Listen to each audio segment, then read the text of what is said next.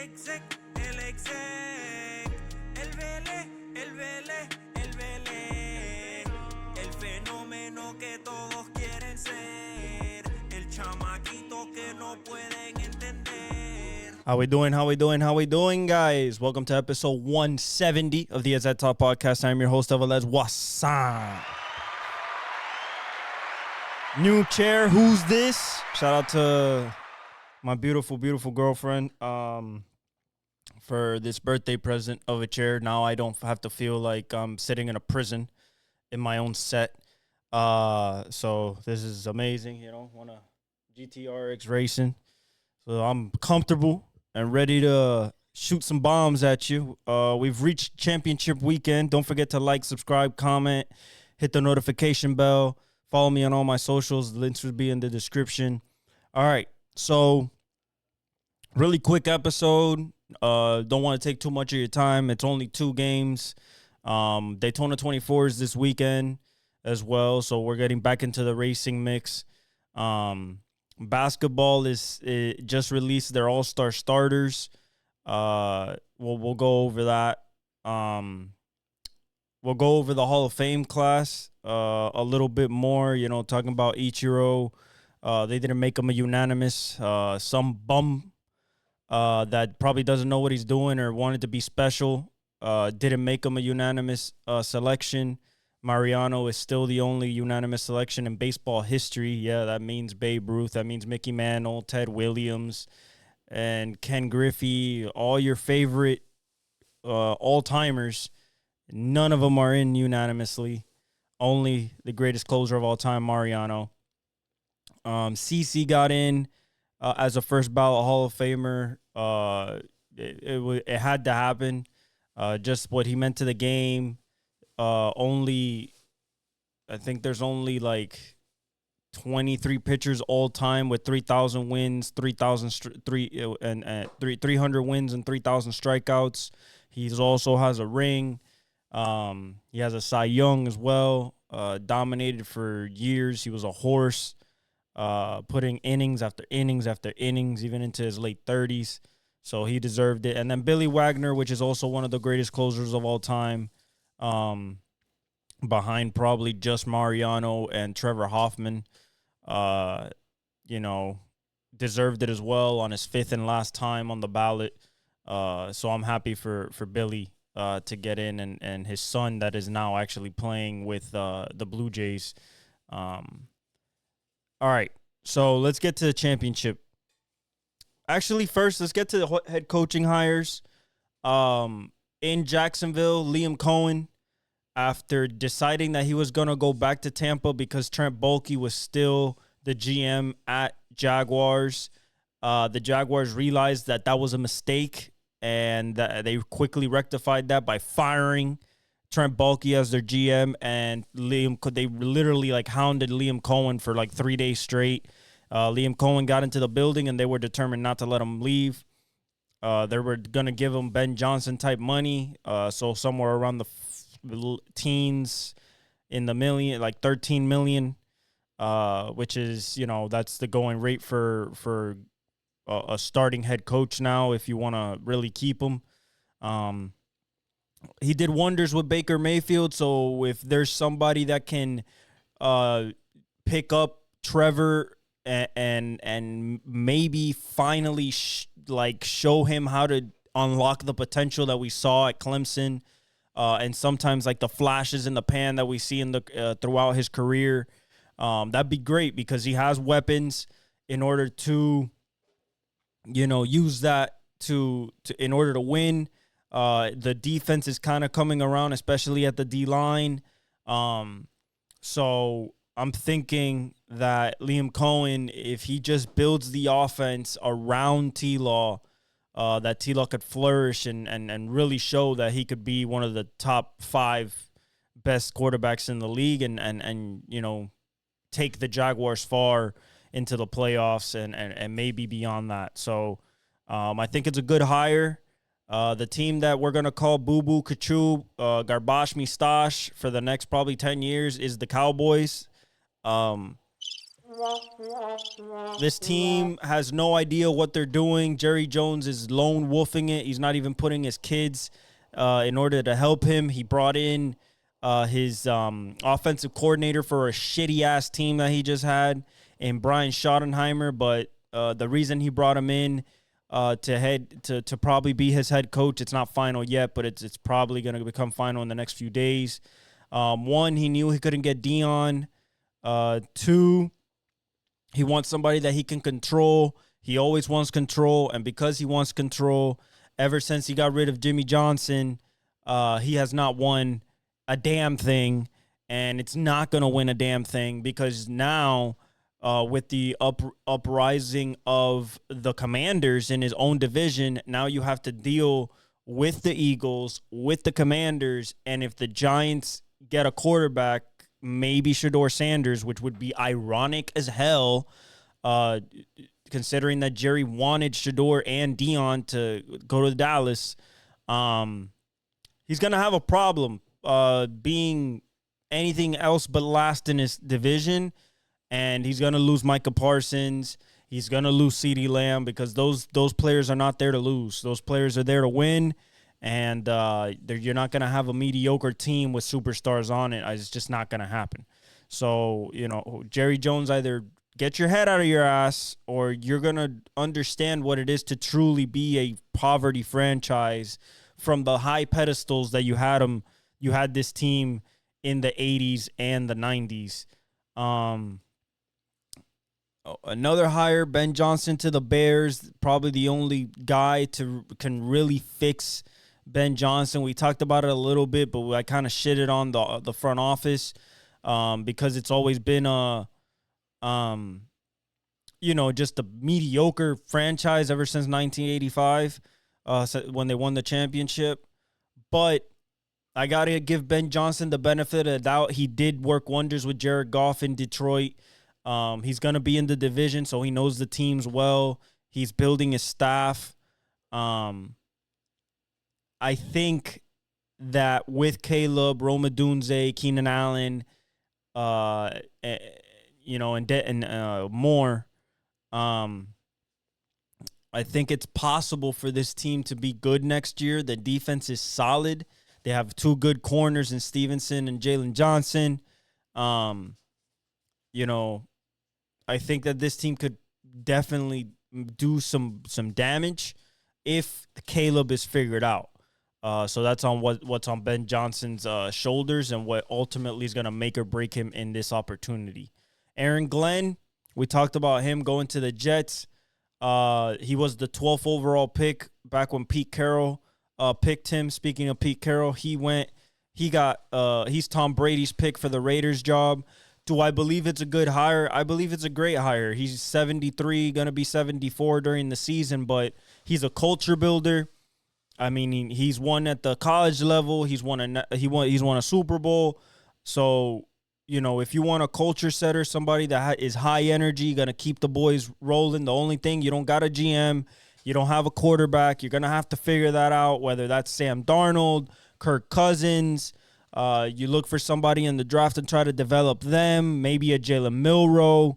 But you have weapons. You have a Brock Bowers. You have a Jacoby Myers. You have Max Crosby. So, I think that it's doable, but he picked the worst division coaching-wise to go into and quarterback-wise. You have the dynasty, so you're facing Patrick and Andy Reid 2 times a year. You're also facing Jim Harbaugh and Herbert 2 times a year in the Chargers, and you're facing Sean Payton with Bo Nix also 2 times a year. It's not going to be easy, but if somebody of that high caliber that could go into that organization and really turn it around, I think it is Pete Carroll. So I applaud Tom Brady for making that decision. We know that he was heavily involved in the selection process. All right, so championship weekend. Let's start with Commanders, Eagles. And we're going to break this down. Quarterback, running backs, offensive line, coaching, scheme, and X factors. Okay, so let's start with the quarterbacks. Obviously, we have Jalen Hurts versus Jaden Daniels. My edge goes to Jaden Daniels. He's the better passer. He's the better runner. He's the better decision maker, and he has the best poise out of both quarterbacks. Now, I say that also basically saying Jalen Hurts is hurt. His knee, he did practice Thursday. He was a full participant, took all the reps, but we don't know how much he can run. We don't know the status of his leg. And to be honest, this past offense has not been prolific at all this season. So if I'm the Commanders, I try my best to stop Saquon. And if Saquon gets less than 150 yards, which is crazy to say, like, oh yeah, hold the runner under 150 yards and you have a good shot, but that's how good he is. If they hold him anywhere to close to 100 or even below 100, miracle, but definitely possible with Dan Quinn. You can try to make Jalen Hurts beat you with the pass, and as we've seen, it's not completely how do I say? It's not completely foolproof that he's going to deliver. Whether it's his arm, whether it's decision making, whether it's accuracy, it's just not there. Even though he has A.J. Brown, he has Dallas Goedert, he has Devontae Smith, and even Saquon out the backfield. The passing game is not their strong suit. Their strong suit is bullying you with that offensive line, which that takes me to my next point. Between these two offensive lines, I'll get back to Jaden after I talk about this. Between these two offensive lines, the number one offensive line in the league is the Eagles' offensive line. Lander Dickerson, Lane Johnson, Malata, Cam Jurgens. Like, that is the best offensive line in the league, and they just run you over. Okay, they just make holes for Saquon and let him pick, and he let him bust it. But the Washington offensive line, even though Sam Cosmi had tore his ACL last week, has been playing well. And they have the luxury of, like, even if they don't block up perfect, they have a quarterback that can get outside the pocket and make shit happen. You get what I'm saying? So ultimately what this is going to come down to is, can the Washington Commanders offensive line hold up against Jalen Carter, Nolan Smith Jr., Bryce Huff, Josh Sweat? Can it hold up against them? And at the same time, can the D-line, now getting Jonathan Allen back, can the D-line of the Commanders fight against this offensive line of the Eagles? That's where this game is going to really be won, because the Washington Commanders have to somehow show a semblance to be able to run the ball, to not have everybody in cover two and in zone. I don't think they'll play man. Jaden Daniels just shreds man coverage. And I don't think they'll blitz them. And if they do, they're gonna understand why people don't want to blitz him, even though he's a rookie, because he shreds blitzes. He absolutely destroys blitzes. So he tears you apart with throwing behind them and escaping the pocket and running, and the speed is real. So if I'm on the Eagles side, my number one job is to get Jalen Carter and Jordan Davis to penetrate the middle of the line. If I can penetrate the middle of the line and move the spot and not let them be comfortable in the pocket, then I at least give myself a chance, if I can maintain containment on the edges, to have a coverage sack. Now,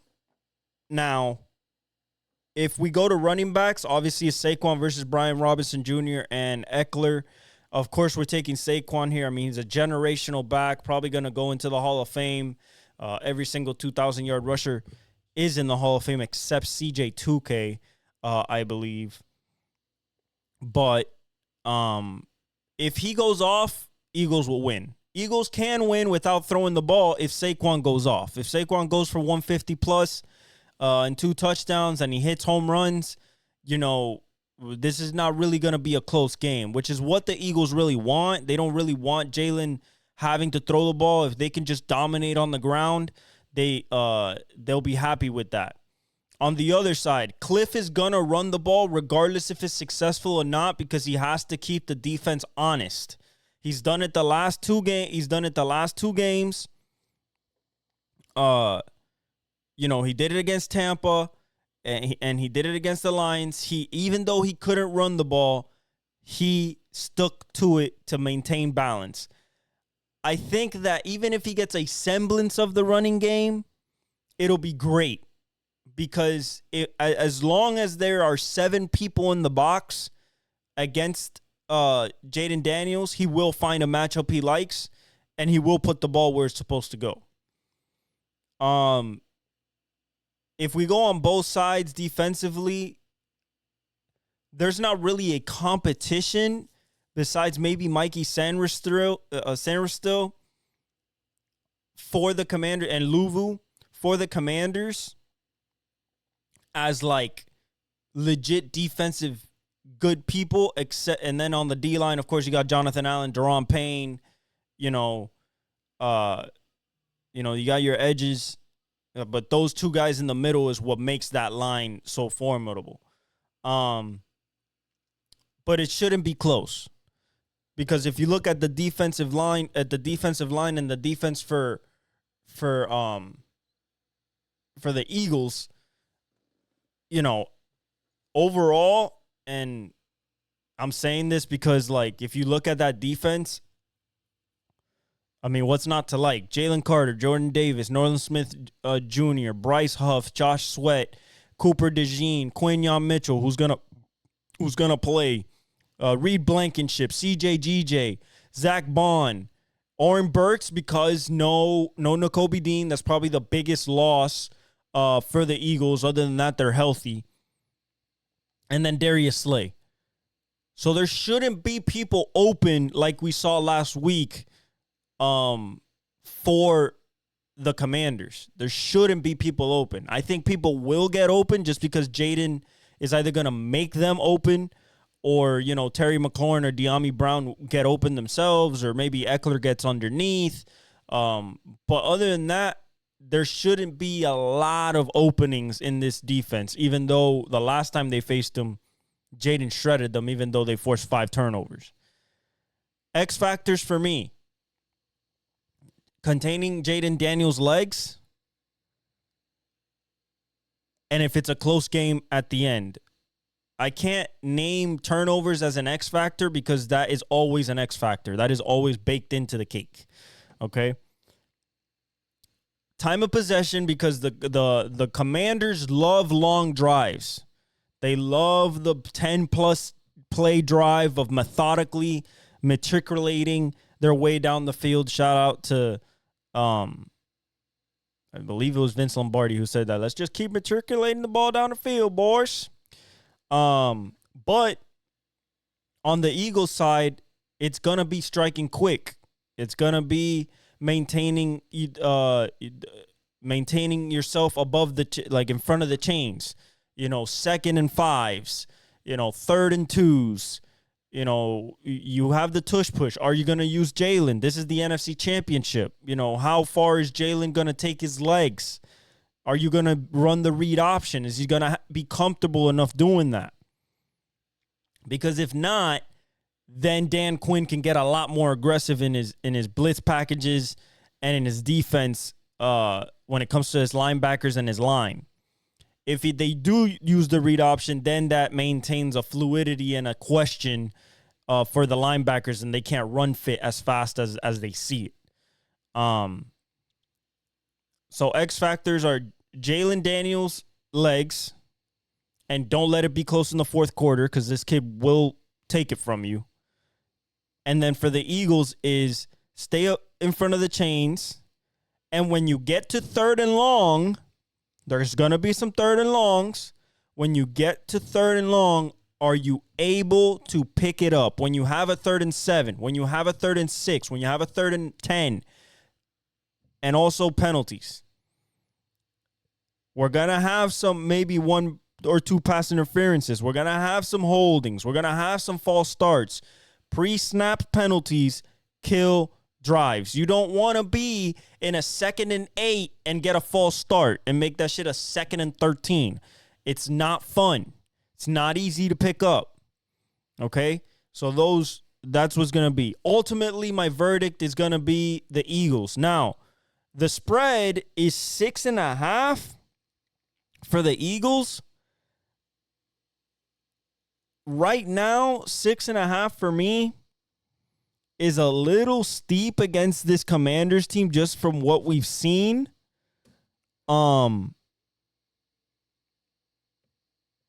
Yeah, it's a 6-point spread. It's still a little heavy for me. The weather at the link is going to be 38 degrees but sunny. So, normal Philadelphia weather. These two teams know how to play in the cold. I'm not worried about that. The total is a 47.5, and Washington's a plus 230 underdog money line. I'm going to go with the Eagles. I don't know, and I don't think that the Commanders can stop Saquon. Okay? They're going to divert all resources in order to do that, but I just don't know if they can do it for 4 quarters. This man in the 3rd and 4th quarter, he turns into something else. He turns into something like Derrick Henry. The people, those backs, Marshawn Lynch, those backs that get way better in that second half, Adrian Peterson's of the world. So I'm going to go with the Eagles. Now, this is the game, however, that if the Commanders win, I am not surprised in the least just because I know how good Jaden Daniels is. This kid could become the first rookie quarterback ever to take his team to the Super Bowl and have a chance at winning it. In my opinion, quarterback-wise, he will stand more of a threat to Josh or Patrick than Jalen. But I'm going to go with the Eagles. Okay, I'm going to go with the Eagles. Let me write that down real quick. You know how we always write down our predictions. Episode 170. Or 171. We're going with the Eagles. Okay. Now we go to the AFC Championship game, the legacy game, the game that decides the fate of 2 of the best quarterbacks we've ever seen, of a dynasty that will never be replicated if the mission is completed, and a guy who's trying to beat his number 1 nemesis for the first time in the playoffs. It's at Arrowhead. That's the first thing you gotta know. It's at Arrowhead. If we start with the quarterbacks, okay? If we start with the quarterbacks, I believe that right now, Josh is playing better than Patrick. However, when it comes to nut-checking time, when it comes to that 4th quarter, those last few possessions, I think that Patrick still holds the candle. Okay? Patrick still swings the big stick. Pause.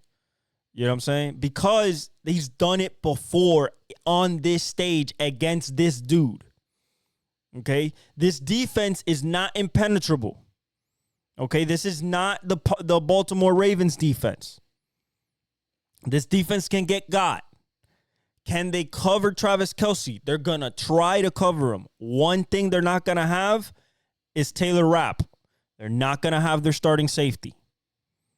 Okay? He's out. It's going to come down to the patch job offensive line with Joe Thuney at left tackle. The inside, Phillips, Ed Oliver, and Jones, are they going to be able to break through the inside of that line with Trey Smith, Creed Humphrey, and the guard. I forgot who's playing there at guard. Another thing. Is it possible for the Chiefs to run the ball effectively? If it is, it makes it that much harder for the Buffalo Bills. Why? 1, it runs clock. 2, it helps the Chiefs stay ahead of the chains. And 3, it always leaves you susceptible to the play action. Okay? An X factor in this game is definitely going to be Hollywood Brown. It's definitely going to be Xavier Worthy. We know what Kelsey can do. But if Kelsey is diverted like 3 resources against him, and it's one-on-one everywhere else, I hope and pray that Hollywood Brown and Xavier Worthy could get open with their speed. Okay?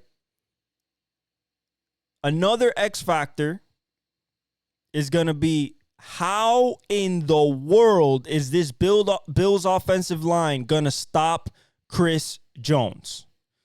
Okay?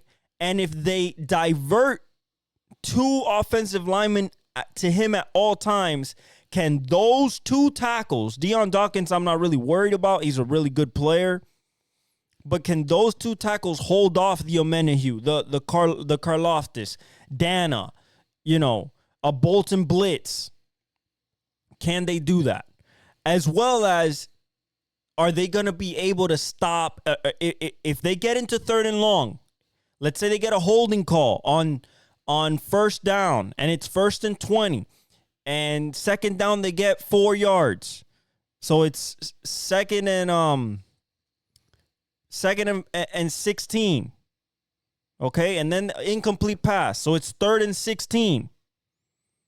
Spags is coming with the pressure. Where is it coming from? Is it coming from a McDuffie blitz? Is it coming? The simulated pressure is also going to happen, but he's sending somebody. He always gets somebody free. When somebody gets free, can Josh Allen react fast enough, or can somebody get open fast enough so it renders the blitz and the pressure obsolete? And I do not believe, we've seen it 3 games in a row, Spags has always gotten his way. The reason Spags always gets his way is because he has Chris Jones. And he believes in Trent McDuffie and his corners to leave him on islands on those critical downs. He believes in his safeties. He believes in his linebackers. Okay? Another big piece to the puzzle is Khalil Shakir matching up one-on-one versus Trent McDuffie. If Khalil Shakir gets locked up, will Josh Allen divert his attention to a Dalton Kincaid, Keon Coleman, Matt Collins, and then finally, and probably the biggest piece to this puzzle is not even about Josh Allen, can the Buffalo Bills run the football with James Cook or Ray Davis or Ty Johnson? Can they run the football? If they cannot run the football, this is going to be a hard game for Josh because it's going to be all on his arm, and he's going to have to pinpoint every throw, and it will cause a mistake. On the other side, can the Buffalo Bills force Mahomes into a mistake? This man has not turned the ball over since week 12. Okay? Week 12. Longest streak in the NFL. He does not beat himself. He's not going to give you opportunities to try to get you for you to take the ball away from him. You're going to have to force him to give it to you. Whether it's a fumble or confusing him on an overthrow or tipping a ball, anything like that. Another thing, batted passes at the line of scrimmage are huge in this game. Both teams are really good at them, and they decide drives. And finally, Andy Reid versus Sean McDermott. Steve Spagnuolo versus is it John Dorsey? No, Joe Brady. Against Joe Brady. Those are chess matches. And Andy Reid and Spags are chess masters. Can the Buffalo Bills staff come up to the level? Okay? Turnovers will decide this game, but I don't think fully. What's going to decide this game is who settles for, who can score in the red zone and who settles for 3. And there's always going to be a 4th down. There's always going to be a 4th down. And special teams will be crucial. Okay? The best kicker in this matchup, I believe, is Harrison Buckner. Okay? I think he's the best kicker left in the playoffs, to be honest. So that's what's come down to. I'm going Chiefs. They're at home. It's a 1.5 point spread. The Buffalo Bills are just 110 plus 110 underdog. This is evenly matched, 48.5. I don't think it's a high scoring game. I think this is a very defensive game, methodical, long drives, because I don't think both teams are giving up the big play. Okay? Andy Reid's play design inside the 20 versus McDermott's scheme defensively in the red zone. That's what it's going to come down to. The weather, 33 degrees, it's not going to bother nobody. Whoever wins this game is going to win the Super Bowl. Okay, so this is the Super Bowl, essentially. Although I like the Eagles and I like the Commanders, the difference in level of quarterback play, even though I love Jaden, is insurmountable. Okay, you have 2 generational talents you got to go against. Okay, I'm taking the Chiefs. I think that they can complete the 3-peat and become immortals. Okay? Will Travis Kelce have another Travis Kelce game? I don't see how they cover him. I don't see it. You can put Teron Johnson on him. You can put 2 people on him. If you put 2 people on Travis Kelce, I expect Hollywood Brown to get targets, and I expect Xavier Worthy to get targets, and Noah Gray. Even Watson. Okay? But I'm going with the Kansas City Chiefs.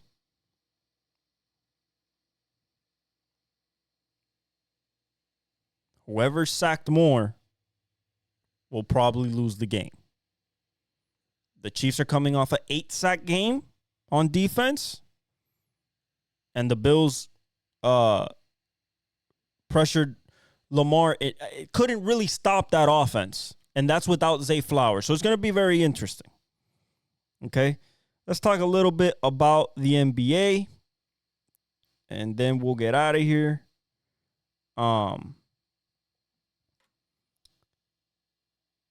The NBA All-Star starters got announced. Let me see where they're at here. All-Star starters. All right, so the All-Star starters for the East are Giannis Antetokounmpo, Jason Tatum, Donovan Mitchell, Jalen Brunson, and Karl Anthony Towns. Pretty standard. I don't know why Jalen Brunson was necessarily the point guard. I would have seen maybe Damian Lillard, maybe even LaMelo, but they have a great team. They're in the top 5 in the conference, so top 4 in the conference actually. The third team they're right behind Boston. So I understand it. In the West, you have Nikola Jokic, Kevin Durant, of course, SGA, and Steph, plus LeBron. LeBron passes his Kareem Abdul-Jabbar's 19 selections. No, he's passed it last season. He just extended his record, so it'll be his 21st.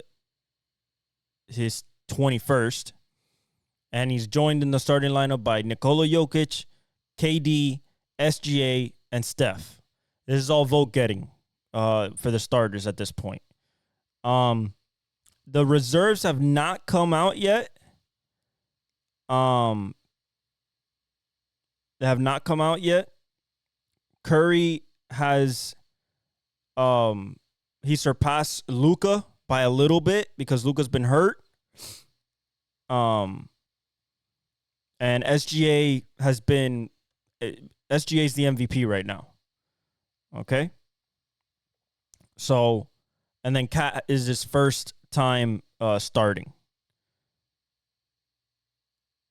I believe that this really is just for legacy's sake. We'll see who the reserves are. There's been a lot of injuries this year, so it's going to be interesting. LaMelo was in the mix, who finished with the most fan votes. And then, of course, Damian Lillard was in the mix. But yeah, those are your all-star starters. As for the standings, as they stand right now, Boston's 6 behind the Cleveland Cavaliers. New York is 2 behind Boston, so they're 8 back. Milwaukee is 10.5 back, 2.5 behind New York. The Pacers, surprisingly, are 12.5 back, so 2.5 back of Milwaukee. Detroit is 6. Cade Cunningham has been playing. He balls out. They're 13.5 back, so they're only 1 game back of the Pacers. Orlando's 14.5 back, only 1 game back of Detroit. Atlanta is 14.5 back, just like Orlando. Miami is 15 back, so half a game back behind Orlando and Atlanta. And Chicago's 18 back, 3 behind Miami. So they're kind of in 10th by themselves because they have a 2.5 game lead on Philly, who's 20.5 games back. Brooklyn, Charlotte, Toronto, Washington is not really a way. I can't see that they can get in there. OKC has a 6.5 game lead on Houston. Houston has a half game lead on Memphis. They're 7 games back. Denver is 1 game back of Memphis. They're 8 games back.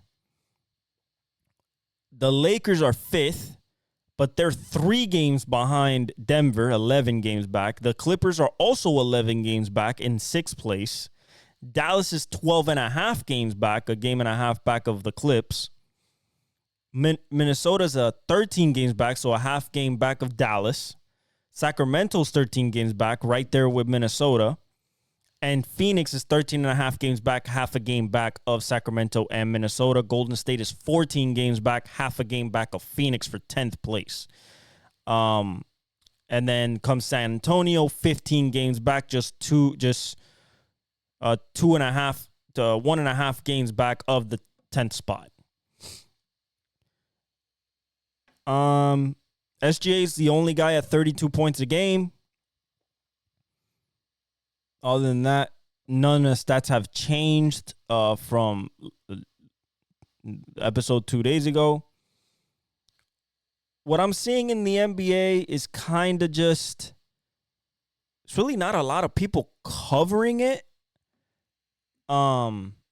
Probably because the NFL and college football, college football just ended. NFL is reaching the peak of peaks right now.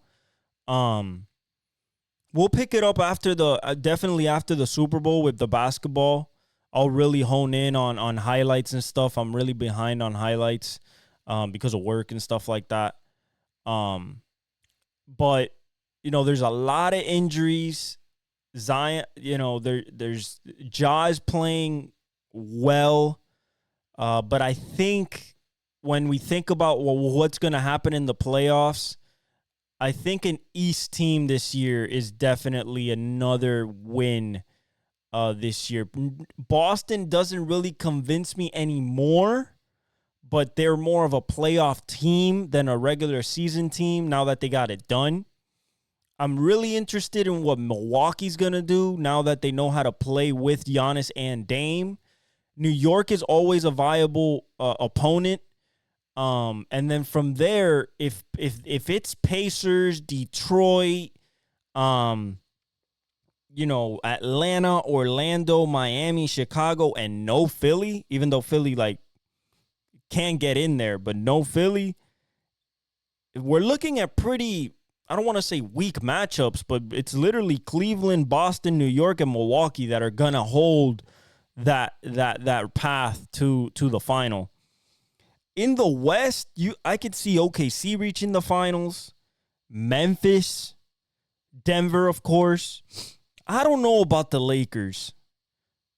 Maybe the Clippers if Kawhi stays healthy. Dallas, of course, once Luka comes back. Minnesota has to pick it up.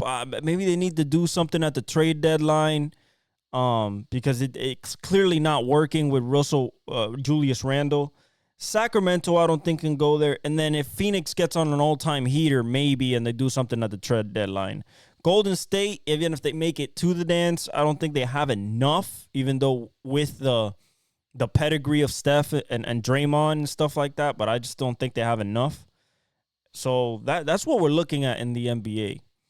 Other than that, thank you for joining me in episode 170 of the Exec Talk Podcast.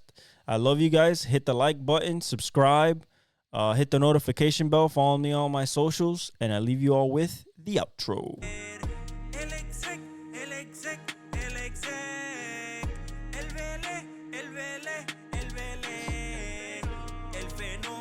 Que todos quieren ser, el chamaquito que no pueden entender.